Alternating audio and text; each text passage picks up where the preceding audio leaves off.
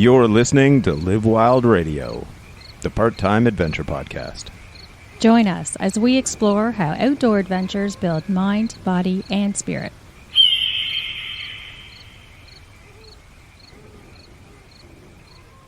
Before we get to the show, we're going to get you a deal on kettlebells.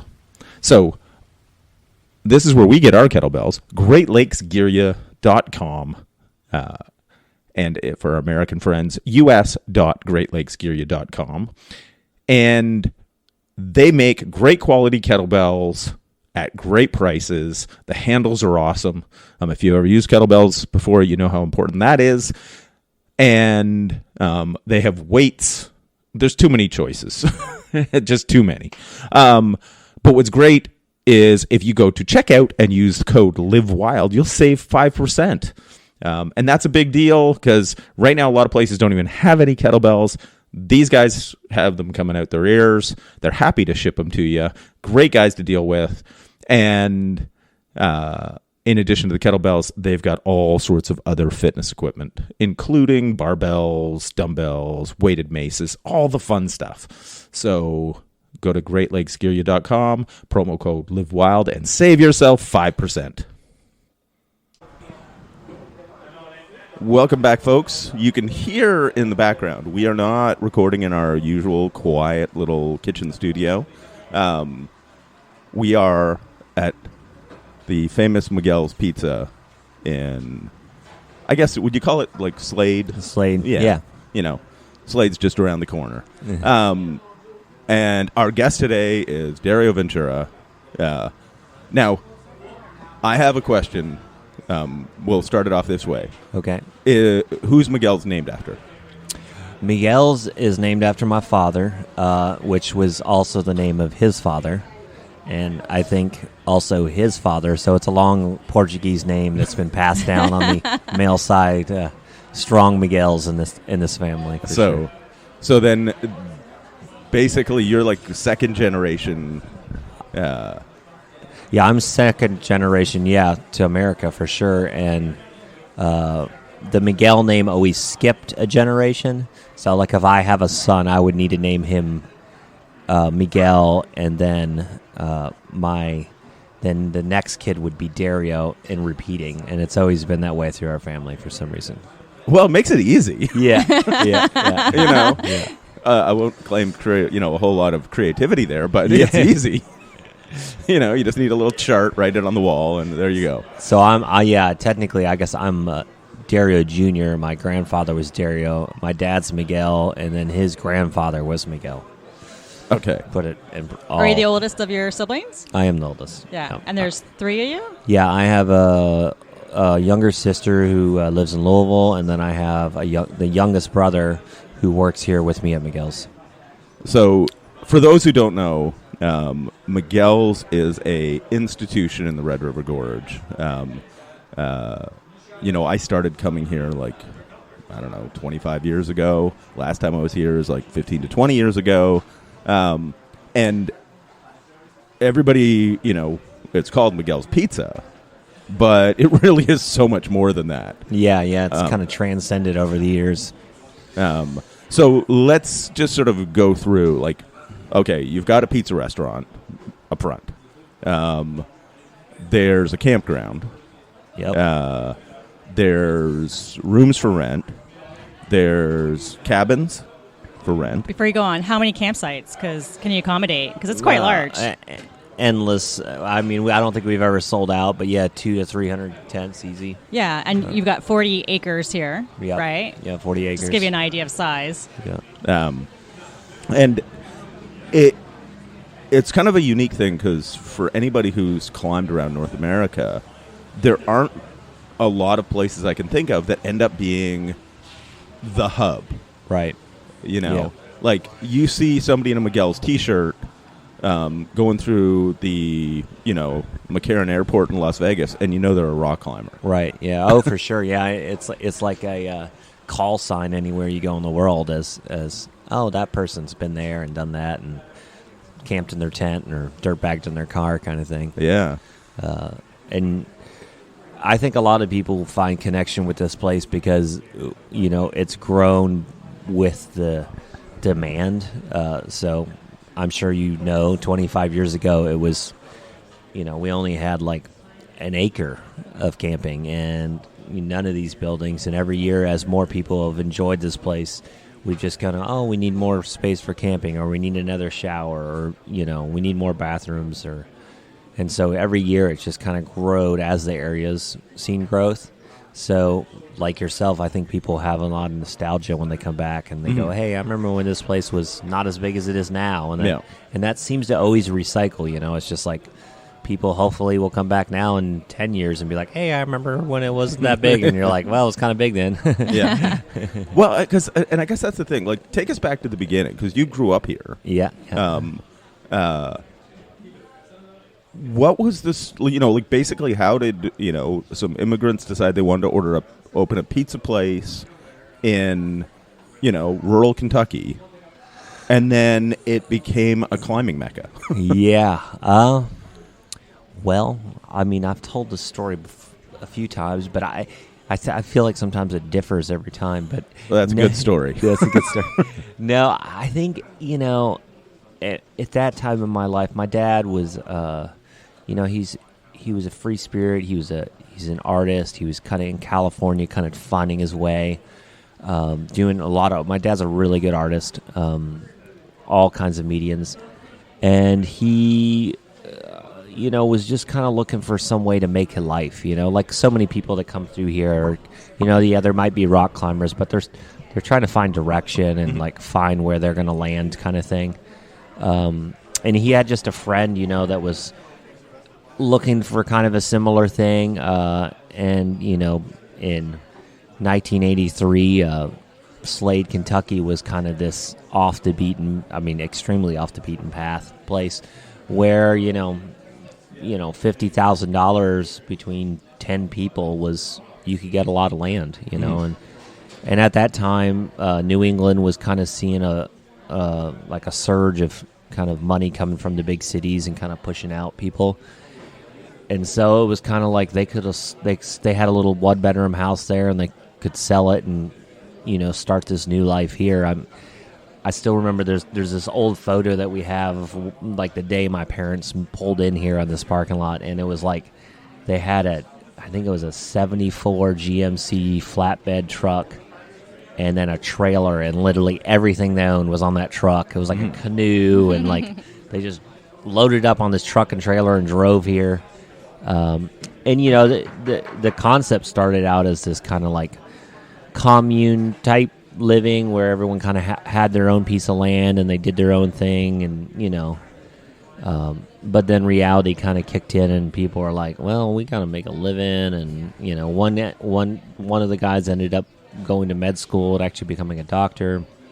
The other one became a massage therapist. The other one actually passed away, and so it just kind of all worked out. And there was this, what is Miguel's now, was this real, condemned building that was an old school kind of famous John 'em Down store in the community, like this weird, like your country store, but like from way back in the day, like 40s, it sat here, and it was pretty popular. The lady that owned it was this local kind of jack of all trades. She was a school teacher. She was the mortician.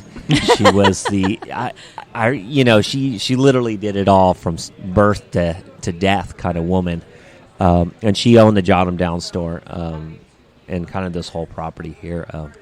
But as time went on, she died, and then the place just kind of went into ruins. And my dad said, well, he was working, honestly, he was shoveling horse shit in Lexington at a horse farm, driving to Lexington, cleaning stalls. And, they said, well, maybe we can do something with this building. So, like any startup, you kind of just do what you can do. It's kind of a hole. Even when we opened, they did the best they could with this rundown building. And we started out serving ice cream. And, you you have to imagine in the 80s selling Haagen-Dazs in Slade, Kentucky was a little against the grain. But, you know, it actually caught on. We ended up having like 23 flavors of ice cream. And, you know, you'd come here on a busy Saturday in the early 90s, late 80s, we'd have a line out the door of people getting ice cream. You know, it was popping. It was like 35 cents a cone. We weren't making a ton of money because the profit wasn't very good. My parents were, at this time, were really involved in kind of the health food movement, and had this conscience that they were pumping Eastern Kentucky full of ice cream and literally serving people very unhealthy food at this time. We, at that time, Miguel's was also a co-op. So back then, with the company's Fork, which now is, I think, eventually got bought out by Whole Foods. But at that time, if you had a co-op, a semi-truck would pull up in front of Miguel's once a month, and it was a $200 minimum order. And we had like, I forget, it was like 15 families, you know, to make this $200 minimum order. And, you know, every month it was really this cool community thing. You know, everyone in the whole area would come from everywhere, you know, to buy 50 pounds of oats, you know. And these were people that literally, like, you know, at that time we were living on bulk grain, you know. It was, you know, it was just a way of life. It was totally fine, but so, you know, that was kind of the vibe, you know, back then. It was real, like, kind of just a small community. And then, you know, climbing just kind of just appeared. You know, there was no vision, oh, we need to be this climbing destination, or we need to cater to these people. You know, we were just anyone that come through the door. You know, back then it was some hikers, some naturalists in the area. But it was such a tight-knit family. You know, if you came here back then, you came here every weekend, and we knew you by your first and last name. You know, and there's photos of, like, you know, like my seventh birthday or something. You know, and it's just a bunch of strangers, really. But there were people that, you know, I was homeschooled here, so they were my friends. You know, so. It was just a real kind of wholesome, tight-knit, kind of the most random community ever. And it was really like, and I think, you know, you talk to people that now come back, you know, and they moved on in life, and I think that's what they embraced about this place, is that they would come here and, you know, just as kind of visiting, and then you know, then they were just kind of part of this random kind of misfit crew, you know, from all walks of life, and it wasn't forced, you know. It just kind of just something that was, I don't know, it was almost necessity at that time. You know, my parents were living on, you know, below poverty kind of level at that time, so, you know, we were anything, you know, just scratching to get by. But they had a huge garden, and you know, it was. We loved it, you know. It was, I mean, we had way more free time, and we had a great childhood because we were, you know, it was always with our family and gardening, and it is. I have no regrets in that. That's probably the best time of my life, I would say, yeah, for sure. But yeah, I guess that would get us to about 1990. That was kind of the landscape then. Yeah, because basically. It's one of those things where at some point, you know, obviously the climbers became the whole focus of the place. Right. And, you know, because it's one of those things, like your sign is climbers camping. Yeah. You know? Yeah. Yes. Yeah, and, you know, and again, that's like, I meet so many people in business that have, like, you know, it all planned out, and you know, we've really just kind of we're always looking for what is needed, and it helped. Both of my parents are extremely hard workers and embrace that, the challenge of hard work. And, it just is one of those things. I mean, I don't think we've ever ran advertisements type kind of thing. It was just kind of, and I think people just appreciated that it was people out in the middle of nowhere, willing to work hard, provide something for them without, reasonably. I mean, I'd say till 2000, it was $2 a night, and you slid it under the door, and it was very, it was a donation type process, and it just, you go out in the real world, and there's just not many places like that, and I think that's what it was. It was just this kind of, it's this place that people could go and be rock climbers, and there was, it's kind of their decision on how it played out. We weren't really steering how this place developed. It was just kind of, we were inside cooking, and I remember when we starting to make pizza, and we started getting popular. It'd be a 2-hour wait for a pizza on a Saturday night. Yeah, we'd probably only have 60 people, but our oven held 2 pizzas. And it was just my mom and dad working. We knew all the people. They back then, climbers would go out to their camper. They'd make guacamole. They'd make chips. They'd come in the restaurant. They'd sit down. They'd make their own apps. Pizza. They'd get drunk. Pizza'd come out. Be psyched. Yeah. They're middle of nowhere. There was nothing else here. What else are they going to do? And it was just that, it was just this laid back kind of thing. On their end, on the other end, my parents were just, working themselves to death. So, but they were in their, what age were they when the climbing community started coming here? Oh God, this is hard math. My dad's 70 now, so that was 93 to 95. So I don't know, 15, 20 years ago, I guess. Yeah. 25 years ago. 25 years ago. God. Yeah. Getting old. Yep. Yeah. But yeah, no, it was. But he wasn't too old to say, "Who are these people here?" And Right. No, he was. My dad is he can be super stern and get on people just as much as But I think he, to a lot of even my friends growing up here, because we all kind of grew up here with all these climbers, and it's he was kind of like these father figures to so many climbers. Back in the day, he'd be cussing at them for making a mess on their table, but in the same token, like trying to steer people in the right direction in life, teach them a good work ethic, all these things that like we've had so many people come back in life and be like, hey man, that was good for me, and God, some of the people who work here, like their successes in life are mind blowing. You're just nice. Like, whoa, from a little pizza place in Slade,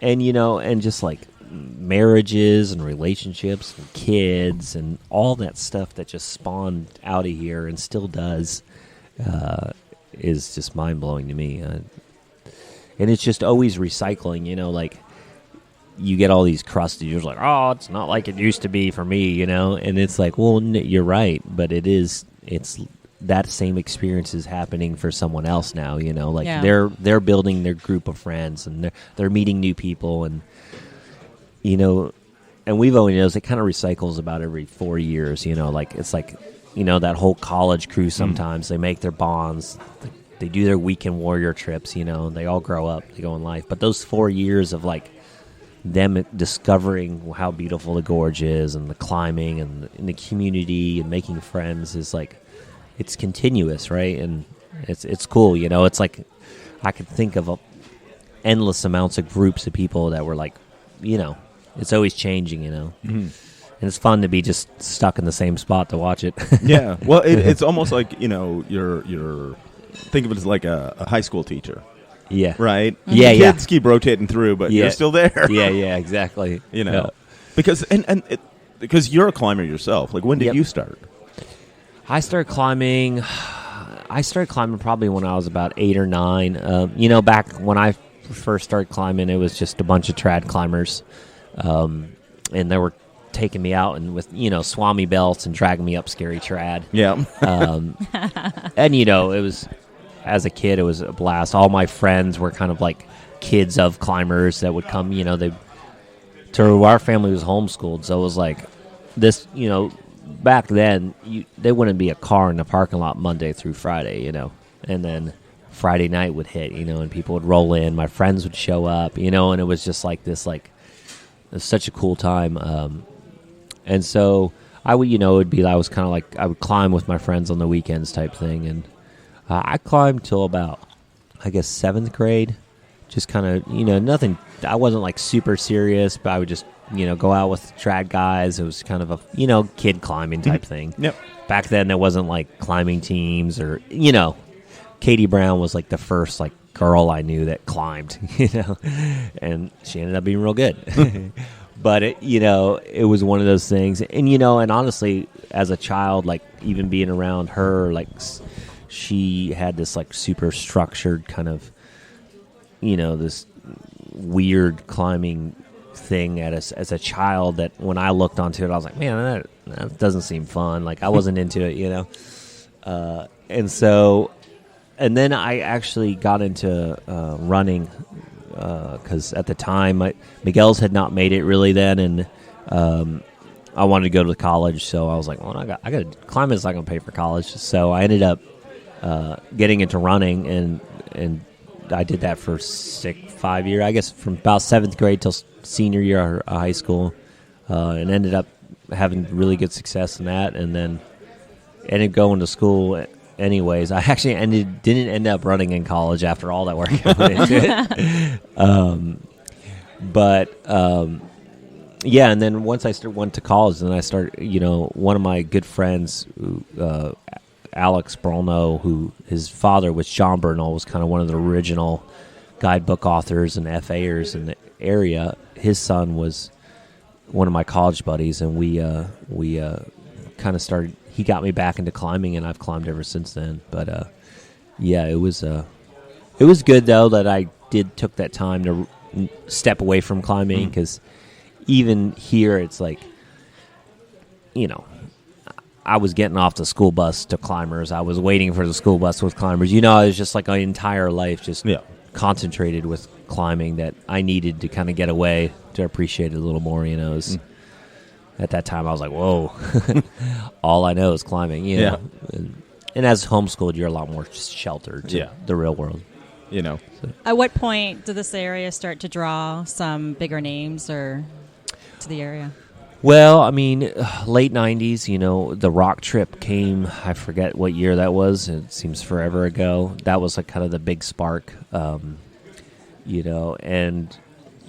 back then, it was just, a different famous, you met them all. It was small enough. Anyone that was a good climber in the world, you knew. They came through the door. Chris Sharma, you name the guy. They came to the Red. You got to meet them. You got to hike them out into the gorge, But, back then it was just like, it was just so much smaller, it's a whole different thing. And the gorge has always kind of had this kind of like, laid back, not make a big deal about stuff attitudes. So I think we've been good welcoming stewards. Back then it was kind of like, I feel like people are still hearing about the gorge. Now it seems kind of like a run of the mill kind of name, but back then it was kind of like you'd still meet people who are like, oh, I've never heard of the gorge, Red River Gorge. Now if you ask a rock climber, have you heard of the Red Gorge? Of course, but back there it was kind of like almost this little hidden secret, Yeah, because the thing that a lot of people don't get from a geography or geology standpoint, because when they think of a gorge, it's like one river, one wall, maybe both sides of it, but like you'd think of that like the Colorado River making the Grand Canyon, right? You've got, but here it's all of these like side valleys and like there's crags everywhere, right? We were down Miller's Fork yesterday. Yep, that was an interesting drive. Yeah. It's like you're going down, and it basically it's like, well, I'm I hope we don't get stuck because there ain't no turning around. Yeah. And all of a sudden you pop out and then there's a parking lot full of cars and you wonder how like vans got down there. And you know, because it is gnarly 4-wheel driving to get there. But then you've just got crags all over the place in that valley. Yeah. Same thing, like, you know, obviously Muir Valley's the outdoor climbing gym. Yep. Right? Yep. You know, perfectly signed. You've got tags on the wall telling you what grade they are. Yeah. No, I always think of this place as like a prime example of like a terrain map, you know, where it shows all the terrain. It's so obvious when you look here, like it's just, you know, and, you know, I've hiked a lot of cliff line over the years here, and it's just like, it's endless. Yeah. It's endless. There is a lot of bad rock here also, but there's also, you know, good rock. So it just kind of, you have to hike a lot sometimes to find the good, but it is, you know, it's fun. It's an adventure, and there's still so much out there, you know, and that's what's so cool about this area. It's boundless, you know, and it's not really always. It's not like restricted by you know, civilization always in or like, you know, national forest. There's just a lot of just cliff and. Yeah, you know, I just hiked some yesterday that I was just blown away. Like, I've lived here my whole life, and I was like, man, I haven't seen this area. And this is an area you probably, because wouldn't want to just camp anywhere because there's a lot of private property that's just posted. Yeah, no, you don't want to go on private property around here. Here I have a feeling you might get shot at. Yeah, you'll come out as a sieve.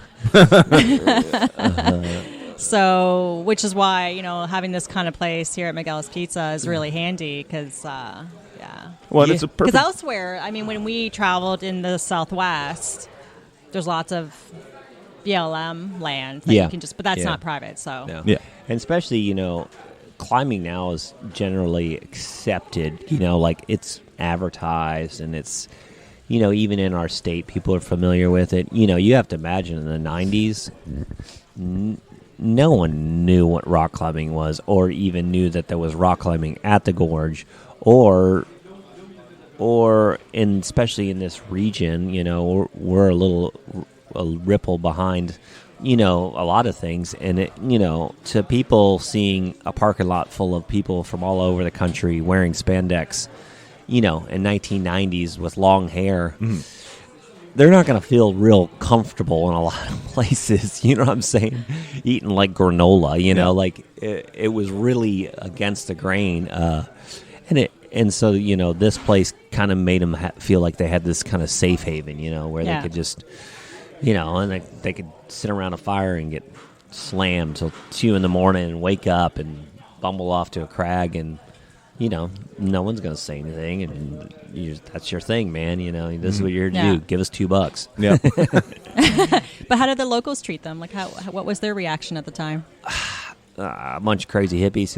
Yeah. But, you know, it's like one of those things. It's been cool to watch, like how, you know, I remember as a kid, people like, you know, look, you know, even when I was in school, like looking at what my dad was trying to do at the time, even just take climbing out at just, you know, this kind of ecotourism model, and just kind of looking down on it and kind of laughing like, you will never make money off those hippies. They don't got any money, you know. You know. And, you know, it's funny now, you know, fast forward, and now everyone's like, oh, we want to make money off these people, you know. You know, and it's just like, you know, it's come full circle. And, you know, you can be like, you know, bitter or something about it, but it's cool to see people, you know, see what you've done and then go, you know, and not believe in it, and then as you kind of prove them wrong and say, hey, no, this does work, and these people, maybe they're not coming here in Audis. Well, now maybe they are, but because there's a lot of nice cars in the parking lot. Every one of those camper vans is like $80,000. But back then, you know, it was Honda Civics with, you know, back seats folded down and their legs hanging out the back, you know. So it was hard to see the end game, and I don't think we saw that. You know, I don't think we ever sat down and envisioned that we'd have all these buildings and, you know, come to success. You know, it was just, you know, kind of go in every day, do your work, see what happens kind of attitude. And I gotta ask though, like you've still got camping for $3 a night. Yeah. And we're staying in one of your rooms. Yeah. 2 queen size beds. It's massive. It's bigger than a hotel room for 42 bucks a night. Yeah. Like, how do you make money without giving it all away? The restaurant. Yeah, the beer. Well, I mean, but the food's amazing. yeah, no, It's not expensive. I mean, that's the goal, right? You know, we wouldn't make money now if we weren't so busy, right? And you know, it's kind of that's how it works. And I think we, you know, especially I've always fought for the campground to stay cheap because I think it is like it's like you know, you're not weeding people out. You're giving everyone kind of this opportunity, and then what they do with it is what they do with it. If they come in and buy food and make dinner or go to the gear shop and buy gear, that's awesome. But they can come here and kind of have this experience without being like warded away with, you know, a financial reason, you know. Mm-hmm. And if we can make that work, that's cool. Obviously, if you can't make that work, then, you know, you got to change it. But yeah, so for folks who haven't been down here, like we're just sitting down. What would you call this area? Like well, we call this the People Port. the People Port, yeah. So there's probably a good 24 picnic tables here, and people are eating. They're making, you know, they got their camp food here, so they've got their food. You've got places for them to store their coolers. You make it amazing. You've got laundry facilities. You've got showers. You got a Zen room up top if you want to stretch. Yeah. Like the lights are left on at night. As a woman, I felt very secure at night going down to the bathroom. Yeah, it's a communal bathroom. Yeah. Yeah. No, it's you know, it's meant to be what you just said. You know, it's supposed to be welcoming and work for this type of lifestyle. You know, we've had a lot of growing pains in the last year because our food has become popular, you know, statewide, and even like we got top 50 pizza places in America, and then we got, Food and Wine did an article on us, and so now we're getting like this insurgence of like just real world people, you know, like, and so it's me, you know, and the tourism industry has boomed. Everyone wants to Instagram their way up Natural Bridge or something. So, you know, dealing with all that and still keeping this kind of climbing culture, which obviously doesn't make nearly as much money as hordes of tourists coming through the door, and learning how to kind of embrace both of it and make it work kind of unanimously has been challenging. But I think we expanded our restaurant, and we have like 60 people that work here now. It's insane. 60? 60. Wow. And like, yeah, I think like, you know, 70% of them are rock climbers, and it's, you know, back in the 90s, I think we had one employee for like 5 years. Yeah. And some of them live here too? Is that most of them live here. They do? Because you've got cabins, and they camp here. That, or they're in their vans, or they're renting a house somewhere. Or, you know, some of our long-term guys have actually... Some of the Roger and some of the guys that have been with us from day one type, you know, since the kind of boom of this area, have bought homes and, you know, live here in the community now. And, it's been cool. I mean, we have health insurance. I mean, these are just, you know what I'm saying? These are things that, you know, if you asked us 20 years ago, would be like, yeah, right. You know, like, are you crazy? You know, like, it literally is like, you know, I mean, as I think for my father as an immigrant to this country, I mean, I think it is, you know, the quintessential American dream. I mean, I know that word comes up a lot, but my grandfather was a janitor in Connecticut. My dad was a janitor, you know, and to come here with nothing and work hard and blossom like this, I mean. And to make such a difference, or be a place where people... something just, you know, sparks them in a direction or makes a difference, or, right? You know, or make some really interesting connections. Yeah, exactly. Yeah, to give it's pretty cool. An opportunity for people to grow out of here. You know, my dad's always like, "Yeah, you should quit working here and go do something with your life." I'm like, "Dad, you can't make pizza forever," and you know he's right. You know, but you can. You know, he wants to see people succeed and work hard. You know, if especially when you meet somebody that has a good work ethic, you know that the potential is there. They have that, right? Yeah. That's step one, and the rest follows. But yeah, my brother's now figuring it all out. He went to college and got a business degree and the whole works, and he's come back to the family business, and just my parents had no real training in running a business or a restaurant or a campground or it was learning as you go, or as my grandpa coined, like half-assing it to make it work. It's just using a nail to keep a door closed. It's just stuff like that we look back on and we were like, what we were thinking. But at that time, it was just you just learn. The longer you do it. Yeah, because it really is one of those things. As somebody who was here, kind of in the dirtbag phase, if you want to call it, when that's the only people that were coming here, to what it is now. I'm not one of the ones who's like, oh, it was so much better in the old days. Right? Because quite honestly, like, you've got like an amazing store here. Like, outside of the restaurant. Yeah. The gear store is one of the best climbing gear shops I've been in. Yeah. Biggest shoe selection. Like, and I'm talking, we've been into, REIs all over the place. Yeah.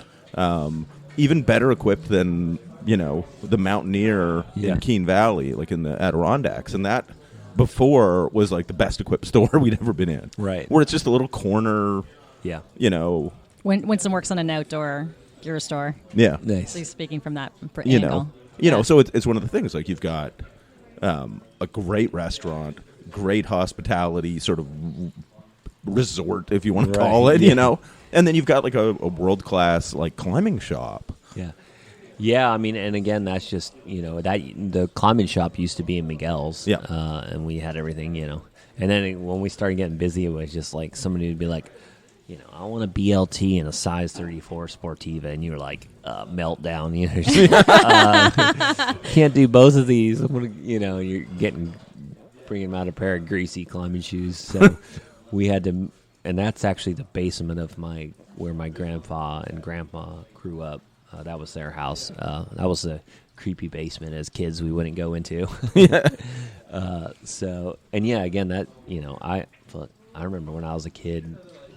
Like, I remember we had a gear shop here back in the day. A friend of ours opened actually up in Miguel's, and it was a pretty thorough gear shop back then.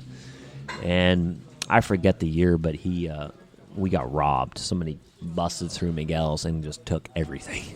This guy had taken out a loan to start his gear shop and kind of broke him. And then, we didn't have the money at that time to start up a gear shop. So I forget how many years, but there was no, like, way to buy gear. We sold chalk and stuff, and I remember at that time I had set up an account. I think I was like 12 or 14, but I had set up an account with some Omega Pacific because they had like this super low end account startup. It was I think it was $200 at the time, and I remember I bought $200 worth of single carabiners. And I would sell them out of my backpack in the parking lot here. The cheapest oval you could buy, Yeah. And I did that, and I remember like by year 3, I was almost to like $800 of Omega gear I was slinging out of the parking lot here, and it was awesome. It was just as a kid, it was like this, like, and then we opened, and then we're like, maybe the restaurant started doing a little better, and we started selling actual climbing gear. But it was funny. It was this little time where I was just slinging Omega gear. Yeah. But it's funny because they're not around anymore. Yeah, exactly. It's like somehow the climbing boom hit, and Omega Pacific couldn't stay in business. Yeah, they never updated. It's just like, because when you get all these other companies coming along that are like R&D departments and cool graphics. And I'm pretty sure like cartel members were making those in Mexico or something. We always heard rumors of how they got made, but who knows? But yeah, like it's one of these things that's so cool though, because if you go, to a lot of other big climbing areas, they don't have like this infrastructure, this community. Right. And that's sort of one of the things, like, you know, for anybody that climbs, like, that's one of the things that people need to experience, because the climbing around here is amazing, right? And it's endless, Right. you know, and the infrastructure for it, like, you know, and I think part of the reason is that they really embraced, like, a lot of the developers in this area embrace sport climbing, because it's so much more accessible than trad climbing. You know, because you'll run into the thing where everywhere, you know, it's stuff that's bolted to a modern standard, you know, bolts every 5 or 6 feet, you know, rings to lower off of, or chains. You know, it's just basically as safe as you could make rock climbing. Right. Yeah, and I mean, even, you know, back when Porter was doing it, you know, Porter is a very calculated, very exact type of guy. You know, he really is a perfectionist. So I think he kind of started it off with this kind of like, it's got to be done right. You know, and everyone followed that, really looked up to, you know, his, you know, because all the great first lines were his, you know, and it was just like, it started this kind of standard that is only one up from there, you know. And yeah, it's been super cool, you know. And I think it's one of the things, too, for people to know, like, they haven't been stingy with the gear. You know what I mean? You know, and then it certainly doesn't help. Like, you've got the Red River Gorge Climbers Coalition, that is the either owner or manager-ish of different areas, you know, sort of negotiating for access and everything. But also maintaining the hardware. Right. Yeah, they do some of the maintain. There's a fixed gear initiative out of Ohio that does it too. I don't know how much they actually do is maintaining it. They do more of that, and a lot of it is just like, you know, good people in the community that have bolted these lines that feel they have a responsibility to keep it up, you know. And but yeah, it's, you know, this community, you know, there's just so many facets of people now that contribute to this community. It blows my mind, you know. And there's even like whole different like groups of like people, you know, in general, like that alone, like there's these people, and then there's groups of these people, and, you know, and these are people that like call this home, you know. Even that to me is so strange, because back then it was just like one group of people, and now there's like all these different, like, and it's just cool. It's just like it truly is. It's just blossomed into this whole new thing. Well, and one of the things too that's really nice is that, you know, you go online, you can do your waivers for all the places. You know, super organized. Most of it's free climbing. Like places like Muir Valley, the climbing's free, but you pay to park. Right. So if you can fit 10 people in your car, it's a buck a person. And you know, the accessibility is huge here. For sure. Because you were climbing the other day. Where'd you go?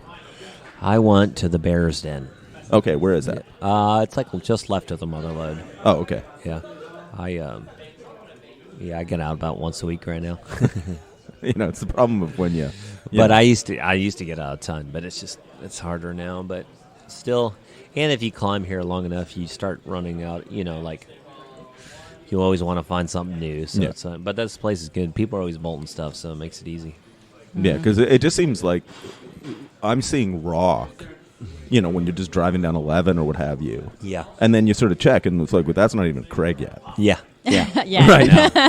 No, it's, you know, it's truly boundless, and it's cool. It's you know, I spent about 5 years developing down here, and kind of just to do my part, and it's fun. You know, it's a really creative opportunity, and you go out and, you know, it's like looking for gold. You know, you're out there searching, and you think you find it, and then when you do find something, you get really excited. And then sometimes you bolt in, it's not as cool as you thought it was. Sometimes it's cooler. You know, you just don't know. But yeah, it's fun. It's a fun process, you know, and it's cool. It's like every, you know, so often there's a new wave of people that are excited to do it, and they go out.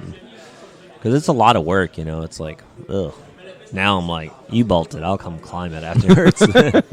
Well, because that's the thing. Like, we've talked to Gus about that, because he's developed so much of the stuff in Ontario. And I think most climbers don't realize what goes in to the development of routes. Yeah. And it is so much work, right? Yeah. Because, from trundling any loose shit off, figuring the lines, might be hanging there on like basically sky hooks as you drill shit. It The basically routes leading up. Yeah. The approaches are 45 minutes. Bushwhacking to the all top. that. Yeah. It's and usually you're going to want to, we'd always do it like either dead of winter or dead of summer because you don't want to be out actually rock climbing, Yeah. So it was like that filler time, but yeah, no, it's cool. It's the torch continues. I mean, there's tons of people still out bolting and developing, and yeah, it's cool. It's the adventure, to see that always recycling is fun, So as this area increases in popularity, I think you said this area was like number 1 for Airbnbs Yeah. in all of the U.S. Yeah, crazy.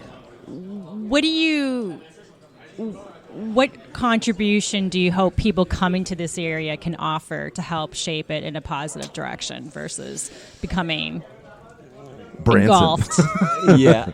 ransacked by corporate America?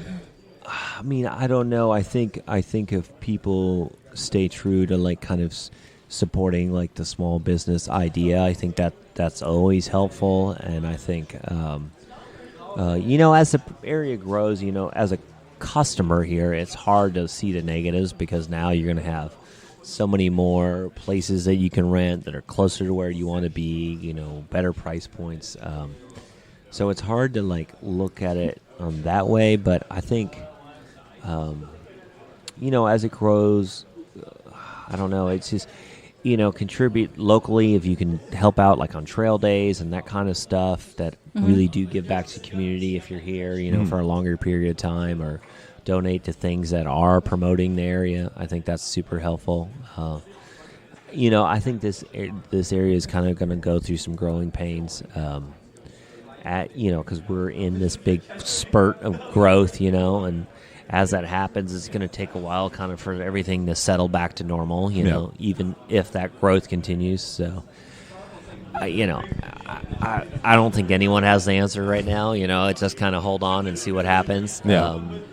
But and on the climbing end, I think, just realize, hey, man, you're not the only one that comes here, and, be courteous, when you're on 11, psyched to go to the crag. Don't ride the ass of that local guide taking his time down the road. He lives here. It's like respect to My dad's always preached. You have to to respect the people that this is their home. We lived here for 38 years, but this we're new still to here, and respecting the people that live here, and go into the go to the gas station. Be polite, ask them how they're doing. Treat this place like it is your home. And I think I don't think people realize not only how far that goes, but how that even reflects on us. Yeah. If you have some asshole coming into the gas station being a prick, because it smells like cigarettes or something in there, it's just like it makes us look bad because we, it represents all of us here that live here that represent as this kind of new wave of climbers and outdoor people that are moving here. If you come into the area and you are welcoming, and you leave this area as being polite, being nice, appreciating the people that live here, appreciating these people that lived here their whole lives and their families' lives, and now they're waiting in traffic, in Slade because we're all here. It's just like take yourself back a little bit and go, okay, I'm the invasive species kind of thing, And it's true. I think if we go at it with that mindset, at least we'll make the transition of the change easier. Yeah. Well, because I think that's one of the things where a lot of outdoors people, are coming from cities. Right. So it's just understanding that the outdoors that we want tends to be in tiny areas where, life operates slower. Yeah, that's why we live here. Yeah.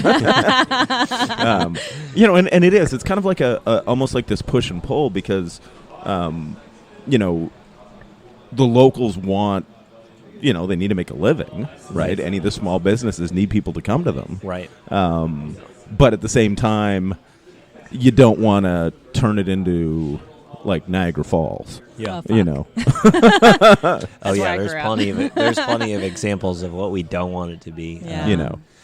But again, in our shoes, we've never really planned for what it would be, so it's kind of like, I don't know. It's just an adventure. Let's see. It's an adventure. You just kind of go, where will it take us? I don't know. Yeah, because and that's got to be like, because you've been here your whole life. Yeah. That's got to be really exciting. Just sort of to see it just sort of organically, like you keep putting new stuff in because there's a demand for it. Right. Yeah. Right. Yeah. No. Yeah. For sure. We've always just seen the as the opportunity presents, fill the need. Kind of attitude about it. No, we've never really projected or those kind of things where you're like. Something you would learn in business school, like, well, there's, in 10 years, we'll be here type thing. It was just kind of go with it kind of attitude. But it's worked so far, I guess. Yeah. Like, it just makes me happy just to sort of see, this little place that was friendly to climbers. Yeah.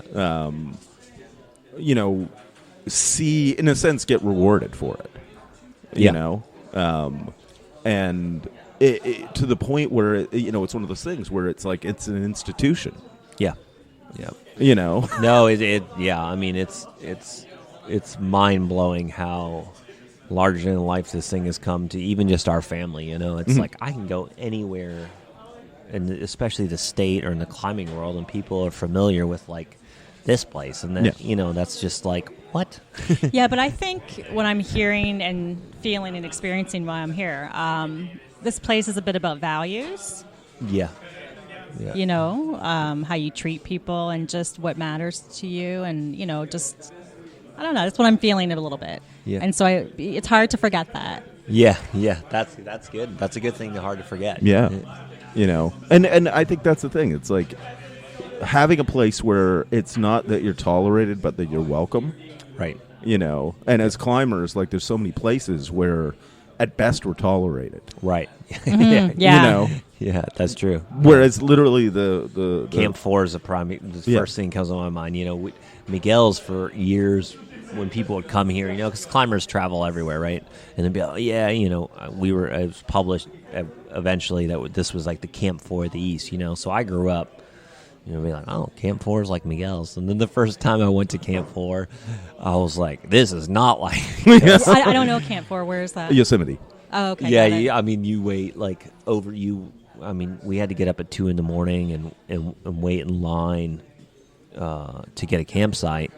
And then you just wait in line at 2 a.m. And then she opens at 8. And then I actually was like third person up. And then no campsite, sorry. Shit. And then you go back. And then you have a two-week minimum or maximum that you can stay there, and it's just this super like stressful, like limited, and which I get because it probably got overrun. But it was just I was like, this is not like Miguel's at all. What are you talking about? Not easy going. Once you're in, yeah. But yeah, like I think that's the thing because like. I know Yoakum's is trying to do a little bit of this at Seneca Rocks, but they'll never have the attraction just because it's so small. It's all sketchy trad climbing too. Right, yeah. And then, down in the Red River Gorge. Yeah, there's a place there. There used to be Rogers, used to be a place there that was kind of like Miguel's, much smaller, but he gave it up. Yeah.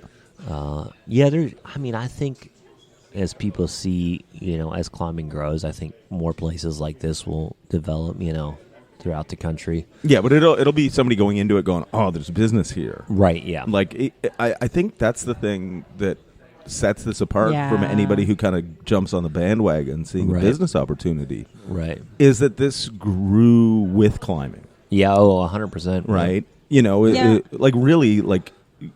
But it was a sense of the values of your family that weren't to make a huge corporate dollar. Right. Well, and you still want to encourage and welcome people. Right.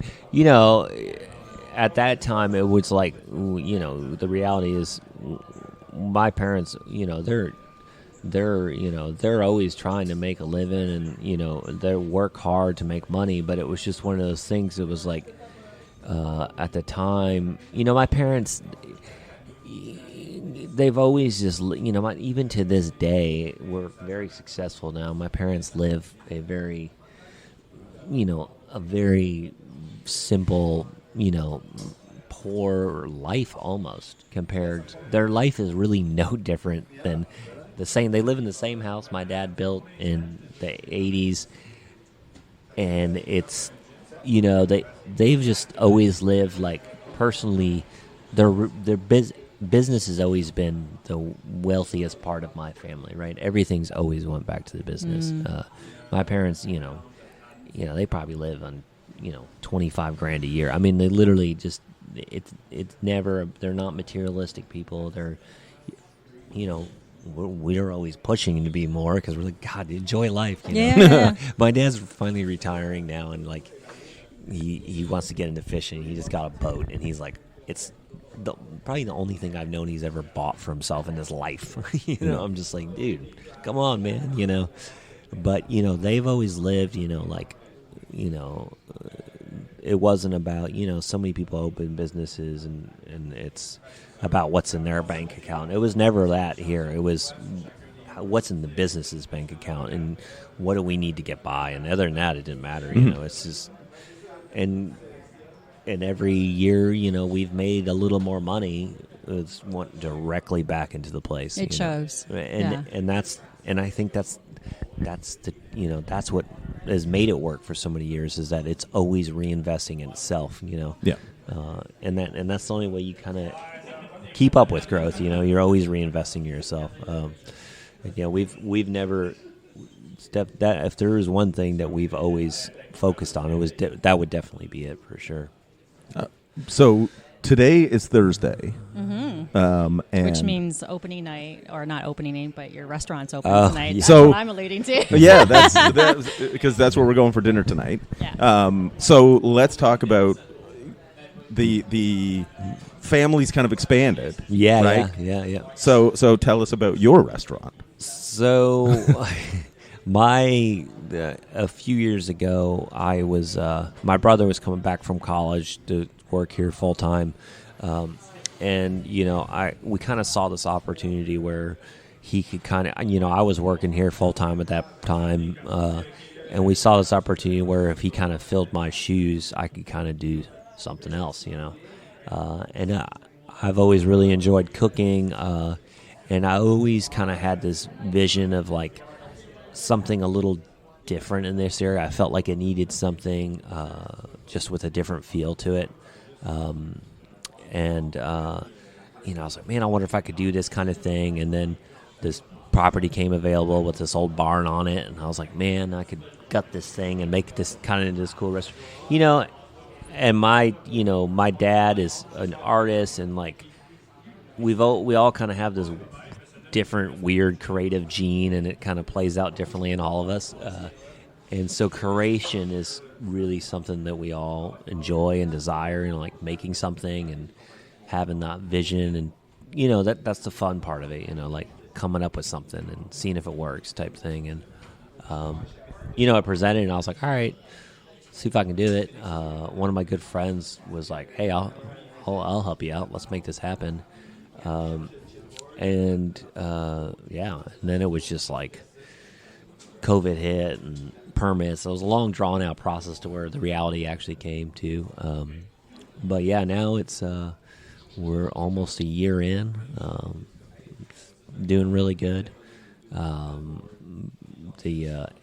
You know, and it up there, it's a little different. I'm trying a little different concept. It's kind of like, you know, we're going for a fancier experience, but we're also like paying a lot more for the staff, which in this area is it's waiters make like $2.25 an hour or something here. We're paying them $8 an hour plus tips. So like it's kind of a weird concept for the area to see if it works. I don't know if it will work yet. And just trying to do, it's just simple, good food with fancy cocktails. That's kind of the simple way to do it. And it's been fun. It's a different avenue of making this more like defined food rather than Miguel's, where we have we've defined what we do in there, and we've really we've kneaded that down to like the perfect combination, and it works, and we know it works. And the hardest part about Miguel's is just continuing to make it work. Right up there, it's been more like just discovering what works, and and it's a huge learning process for me because I've worked in a restaurant my whole life, but it's been really one-dimensional. Miguel's is, and up there it's like waiters and the whole process of people sitting down and wanting service, all the things that you really don't deal with here, which honestly I have a little experience in, but not a ton. So it's just been like one of those things, kind of learn as you go, and work 60 hours a week and just see what happens. I don't even know if did we say the name of the place? It's Red Point BBQ. There you go. Yeah. And as Rita from the hospitality center told us, you get on the road and you're unsure if you're there yet, but just keep going. Yeah. And you'll see. I mean, but the sign's out there because we saw it. People really told me that I was a bit crazy for opening this restaurant because, one, right here around Miguel's, we have a lot of property here. I could have done it here. And this is kind of the main drag, right? Yeah. But the whole concept of that place was like, hey, let's open this restaurant kind of like Miguel's did back in the day. Let's open it out in the middle of nowhere. Let's offer a good product. And I think people will come, and what will make it cool is that you do feel like you're in the middle of nowhere, right? That is a feeling, like that is experience in itself, that so many reviews are off the beaten path, hidden gem, these things where like you're unsure, you think you're lost, and then you come into this place, you're like, oh wow, this is cool. Like that whole mindset that goes into it makes it memorable, and I think that just like you see all these chain restaurants like using barnwood and like all this stuff that now has become oh, let's make this place look old, right? Because people like going into these old family rundown restaurants because it makes them feel a certain way. Now they try to replica that. It's just like creating experience, and that was the goal. We'll see if it works. It's kind of cool because we drove past when we were going out climbing the other day, and it's off 11. Like 11's the main drag down the valley, right? Yeah. And you sort of like you feel like you're going up into hill country. Oh yeah, right. Yeah. Oh wait till you like drive through a cemetery. I mean, it's out there. Yeah. Yeah. We saw goats on the road, dogs. I almost drove. I'm like, holy shit, turkeys, dogs. deers. Well, because when we were going to Miller Fork yesterday. We went too far. Yeah, went a little bit too far, and like we're on a paved road, and there's like goats lying down in the middle of the road. Right, and then there's a dog sleeping on the road. And it's like Catherine's like, like having to steer around goats that don't give a fuck. Yeah, like they just look at you like I ain't moving. I've been here longer than you, buddy. Yeah. No, and Miller Fork I bolted at some routes in Miller Fork, and. When we first started going down there, that was one of the rougher areas in the area. I wondered. Like, super sketch, kind of. I could go on for hours on stories of things it really rough zone. And it's crazy just with the introduction of climbing and all that down there. Now there's a parking lot of people, and it's kind of changed the whole atmosphere down there. Even it's literally in the middle of nowhere, on Hell Creek, as they call it down there. Yeah, Hell Creek Road. But it is. It's kind of funny because, you've got the big expressway just north of us. 11's like a modern twisty-turny because of the valley it's going down. But then you get into, like, just get off of these roads a little bit. And you are, like, on, like, even the paved ones are, like, a lane and a half wide. Yeah. There better not be anybody coming the other way. Yeah. Well, fast. yeah, and that goes back to, like, when you come here, the local people are just used to that. They don't drive fast on these roads. Yeah. They know everyone that goes down the road. You pull off the side of the road, let your neighbor go by. That kind of, like, this place wasn't, this isn't a Las Vegas where it was built for thousands. It's just like it's a one-lane road because 10 people live on there. Like it's like, it's just, but it is one thing. Like, as I'm a cyclist, in addition to being a climber, and I just wish, like, at some of those little roads, because you get, like, there's not enough room for cars to pass, let alone somebody being on there on a bike. Yeah, but man, they would be so much fun to ride. Yeah, I know a lot of people ride. Like the Gorge Loop, obviously, is a great one, and I used to run a lot on these roads, and it's like, you can get whacked. Yeah, in this area, you almost want to be a trail runner. There's lots of trails. There are lots of great trails for sure. Yeah, it's beautiful for that. The road running is that, or you get like an L8 to the back of like run Forrest. Yeah, got that a few times. It's funny. But it's kind of an interesting thing too that you'll run into in this area, because I remember it being like, much poorer than it is now. Now you're seeing sort of that kind of mix of, you'll still see mobile homes up on cinder blocks. And then directly across the street is like something beautiful built. Yeah. Right? You're seeing sort of like more. Yeah, and I mean that's obviously a double-edged sword. I've been on some boards lately, and we've pushed for that kind of like, how do you tackle that problem? Because this place is blowing up. Everyone wants a cabin here. Everyone wants a lot. Every climber wants kind of their piece of the pie at the gorge type thing, and how do you tackle that and not push the local people out, right? Because that will happen. I mean, there's just no way around it. And tax rates go up. I mean, there's just. I'm not a politician, but it's obvious that I know how all this stuff works. Mm-hmm. So I don't know what the solution is. I don't know if the people in our community that have the power to change these things will do what they'll do about it. I mean, I know a lot of community members have voiced that we need to do something that protects the people. You can call them native people. Mm-hmm. The people that lived here generations and generations. I'm not the one to answer that question, but I know it's an issue, and it will need to be dealt with. It's because when they're talking about protecting the people, is that the idea of just being able to continue living here, right, and in an affordable way, right? Yeah. So can people pretty much, if you have lots, are there strict requirements about buildings on those lots? Because a lot of people hopefully have. It seems like they have quite a bit of land, right? No, there's no requirements. I mean, it's kind of a free for all here on what you do, which, as people that live here, right? Because the reason a lot of people moved to Kentucky over the years, it was this kind of Wild West of, I'm going to buy this property, I'm going to do what I want, and I'm going to live the way I want, and what you think is fine, but it doesn't have to matter to me kind of attitude, and I really appreciate that. I think that is a beautiful thing.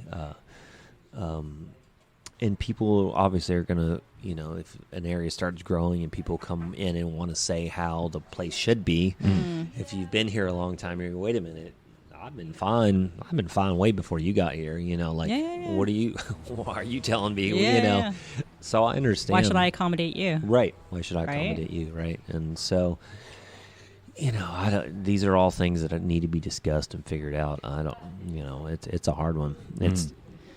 It's, I mean, there's something, what's attracting people to this this area, I think, has a lot to do with the experience, the outdoors, the way of life, right? Right. And people can find those common values, going back to that, to what you've created, what attracts people here in Miguel's, right? Right. To this Yeah. community, and how can people protect that and be aware of what their impact is? Yeah, and there's been proposals, like, for, especially on like property tax, that's a big one, like maybe, some type of protection that protects people until they sell their property, like if you want to stay there, so the inflation of property tax doesn't push you out type thing. But, like, I don't, that change, who knows how that'll happen. I don't know. I try not to get in politics and just make food. Well, I think, if you buy property, it's for you, not for you to rent out to other people who Right. really don't have that connection to the Right, area. yeah. I think that Yeah. would make a difference. But then, who knows? It's- obviously that's not what other people are doing if this is the Airbnb capital. Oh, I mean, it Yeah. is blowing up. I mean, people are buying land cash unseen, cabins cash unseen. I mean, it's really, I know it is a big concern with the whole Airbnb thing, but I think hopefully this area will just implode really quick, right? And then kind of the cream will rise to the top, and then all the places that are closest to the destinations and honestly do the best job will kind of rise to the top, and then maybe it will be oversaturated, and the people that aren't making Airbnb will revert back to like monthly rentals, and and then that will kind of fill that void of people that live here, Yeah. But I think the train's rolling right now pretty fast, so I don't know. So for people listening to this and visiting the area, ways that they can make more of a conscious impact here. You talked about trail days. Yeah. And just like uh, community events, anything, I mean, that you could do that is going to help the area, and like the small stuff, just being courteous to the people that are here, I think that's huge, Obviously, if the influx of money here is great for the businesses that are here, and, go into these businesses, shop around, buy a stupid craft you don't need, stuff like that, like all that stuff, it does help, it's, if you come here and just, don't spend money, spending money is, full circle, you got to do it, it helps everyone, so. And yeah, just I mean, the smallest step would just be, courteous. I think I think that goes a long ways. Don't be that guy that we don't like. Just like, and God forbid, don't be the person that judges. It's just like, come on, man, you're on vacation. Yeah. Well, and I think it's one of those things. Like, if you're gonna go into an area, that you don't live in. Yeah.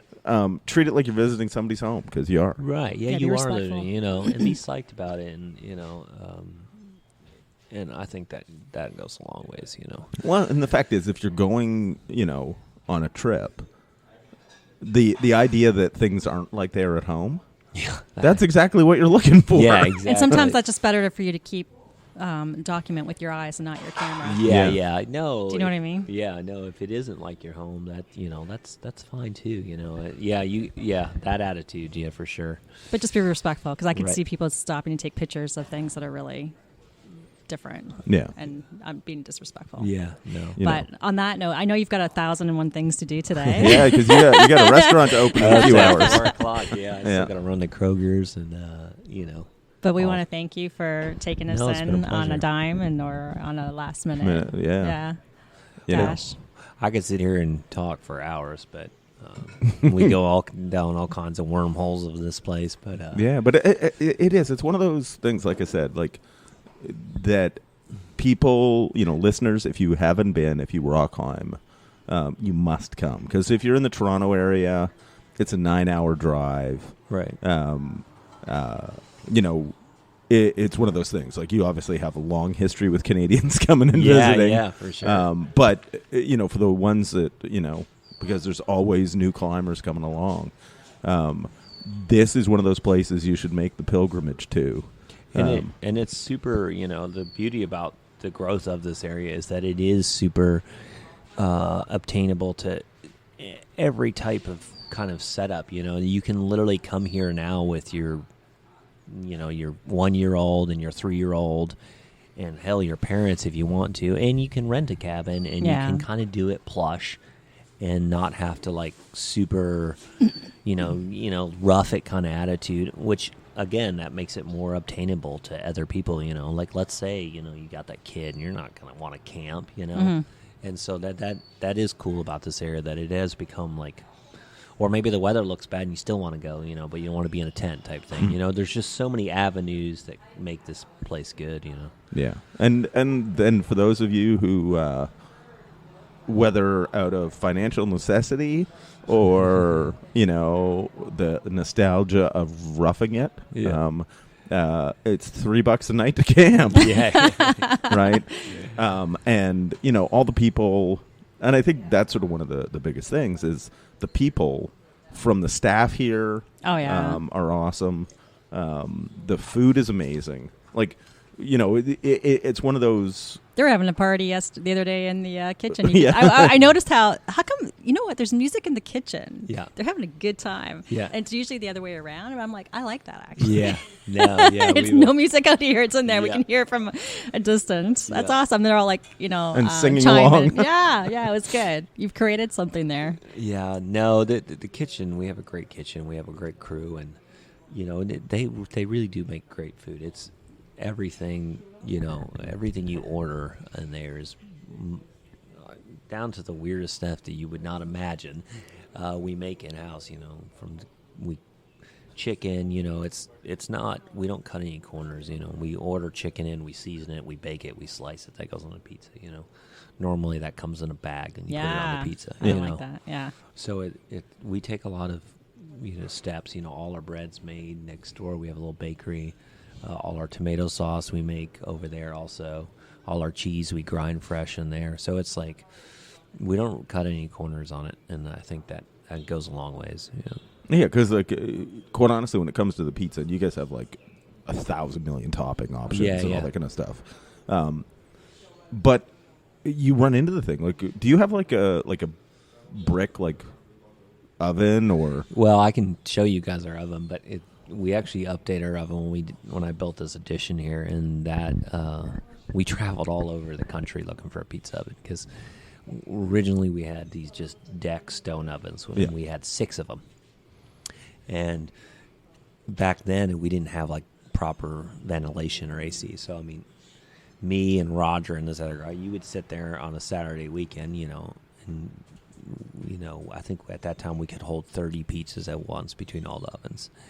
But it would be like 110 degrees in front of the oven. You're just sitting there, just drenching and just pounding water the whole shift. I mean, it got so bad through the summers that our shirts, if you wore a black shirt, they would be almost white because the salt would condense on the exterior of your shirt because you sweated so much. So we were realizing that was a sign. Yeah, they're like, Jesus, what are we doing then you're ourselves? Popping electrolytes. Yeah, I was like, man, this is harsh, So we actually flew to Vegas. We flew all over the country looking for like an oven, because it was really hard. We were super picky. We were flying dough and airplanes and the whole gauntlet, trying to find like what would be like a comparable oven. We found in Chicago what is kind of an outdated oven, but it was huge back in the 50s, but for pizzas, and then it kind of the footprint of restaurants had to get smaller, so that's when deck ovens kind of became more popular, and then recently conveyor ovens. But the oven that we bought is actually big in the bagel industry now, and it's a conveyor, or it's a rotating stone oven, so it has like these big decks that run on these big wheels, and it like rotisserie styles around, but it's gas fired, so it's pretty much this giant insulated room with these huge stones on it that rotate around. And I think that oven currently holds 54 pizzas, and then we have another 2 deck ovens that we turn on that we're busy to hold another 12. So on a Saturday night, we're cooking at one point 50 to 60 pizzas at once. Oh my gosh, it's pretty. I mean, it's that kitchen is like it's its own world. It's a machine for sure. And so then but that puts off no heat, so it's Nice. a whole different world, Yeah, I'd love to see that. So Dario gets to dress nice again. Yeah. Yeah. No, we get all nice in our kitchen, and I stopped working in there. That's how it works. Some of the guys, Roger and Adam, some of those guys still, they worked in the, the storage shed kitchen that we used to have, and it's a whole different world now. But yeah, so for listeners, if you haven't made your pilgrimage down to Miguel's to climb in the Red, you should. Super friendly people, amazing food, all the accommodation options in the world. And when you want to take a rest day from climbing, you've got cave tours and natural arches and, all of the things. Slacklining here, just chill out, play volleyball, basketball. Well, yeah, because then that's the thing, too. Just here alone, forgetting stuff in the surrounding area, you've got your beach volleyball court, your basketball court. And who did you learn to play basketball from? Well, one of the first refills would be Sonny Trotter, a Canadian guy. Yeah, who's like one of the best climbers Canada's ever produced. Good dude, and he was just another kind of guy that would show up from Canada and spend a season here, and just as a kid, just another person you meet, and you're like, oh man, this guy's cool, and he teach you basketball, and it's crazy how it all plays out. Yeah, and basically you've got the foosball. Really, like the place is for climbers. It's a resort. Really. Like the thing I was joking about with some guys last night. All they need is a like a climber's Tinder app. Right, and you just set your radius for like 1 kilometer, and you know that they're in Miguel somewhere. I'm all for that. It's a whole. Like, see, there's the next business for you. Get a developer on board. I think back in the day, the climbers' Tinder was the campfire. It was like you all went to the campfire, and then it was just like last man standing. Do you have a campfire now? Yeah, where's it? It's just over here. But is it? They had a campfire the other night. Okay. The campfire at Miguel's for most of my life was like the heartbeat of this place. From our, to us coming down here at 2 a.m. saying, "Go to bed," putting the fire out, type thing. And it was the life. But if you came here, you showed up, you came to the campfire, you said hi to everyone, you went along your way, or you had some drinks, and then the minute internet rolled into town, the campfires slowly faded. I mean, we still have a campfire, but it's just like, people get on their laptop, watch a movie, or, it really did change the whole atmosphere of this place as soon as internet. It's crazy. It's just wild. This place has got a lot more calmer, relaxed, and people can actually go to bed because people aren't up around campfire drinking till 2 a.m. But that old school kind of drink around a campfire, get up hungover, and go do your project is it's not like as strong as it used to be, which is fine. It's just a different era. But back in the day, it was definitely you spent many of nights waiting for the last man to walk out so the girl will go to bed with you, kind of deal. So, everybody, on that note, I'm going to say thank you for giving us your time. We'll see you tonight for dinner. Yep, I'll be there. So we'll figure out what the not all barbecue at the barbecue place. Yeah. That's how you tongue explain twister. it. Yeah. Yeah. We'll and so everybody remember, work hard, play dirty, and make sure you come down to the Red River Gorge and visit Miguel's. Awesome.